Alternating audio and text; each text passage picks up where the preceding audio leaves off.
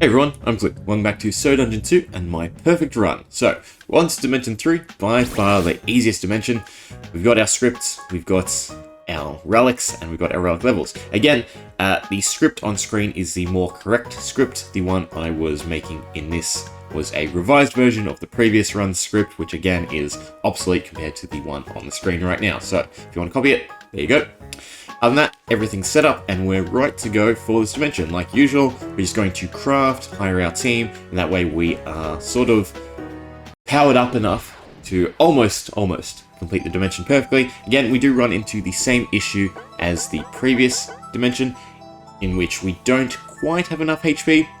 I probably could have just leveled the HP relic more and then not have to worry about it. But again, I do value damage because of the speed sake, and if I can sort of manually clear, a few floors, 260, no, it might even just be 280 to 300 on this dimension, then that's what I'm going to do, because it's not too hard. So, we crafted iron rings, iron swords, iron shields, I believe. We don't have the same amount of resources as we did in the previous dimension. That's fine.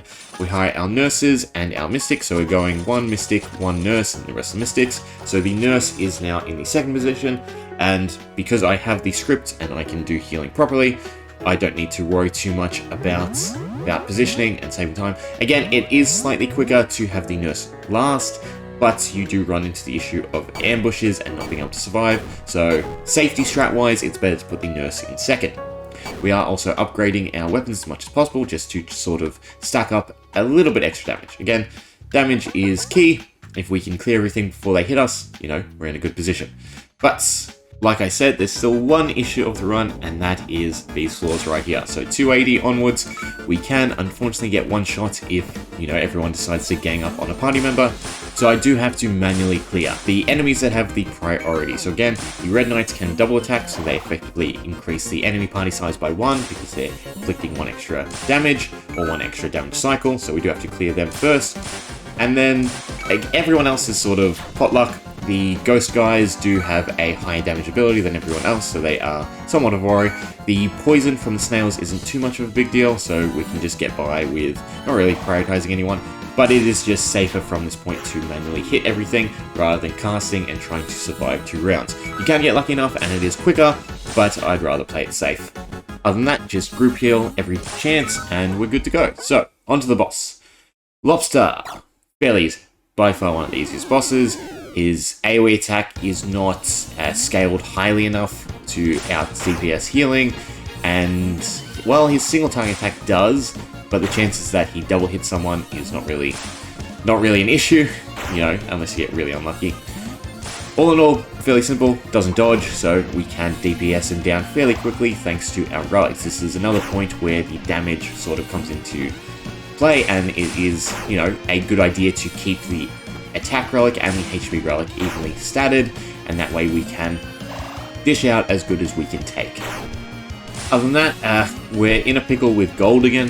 So as you can see, we've got 42k, not quite enough to get some of the decent upgrades like the gnomes at 50k, and too much to really use buying stuff from the shops. So I could have probably had the kitchen not as leveled highly, and then we could use that. Though getting resources to upgrade the kitchen at this point is a bit hard because we don't actually do the Dimension 2, so we can't build a frying pan to actually get all the food stuff to upgrade the kitchen.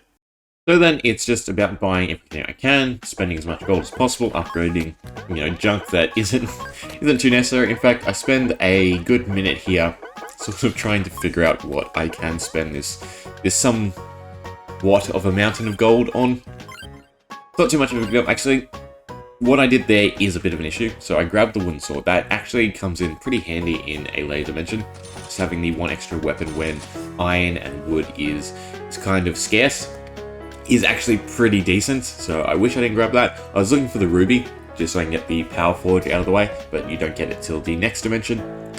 Other than that, just smelt the iron, smelt the stone, leather, make sure everything is refined, since we don't start the next dimension with too much gold, and then lament the fact that we didn't quite get 50k to buy anything worthwhile. Yeah, no, sorry bud, there's nothing you can grab other than the basic upgrades. But hey, we got the stools to level 10, and the table's pretty high as well. Definitely find our party members nice and quick. Also, again, I tinker with the script. No need. the script at the start is the final version. But hey, Dimension's done.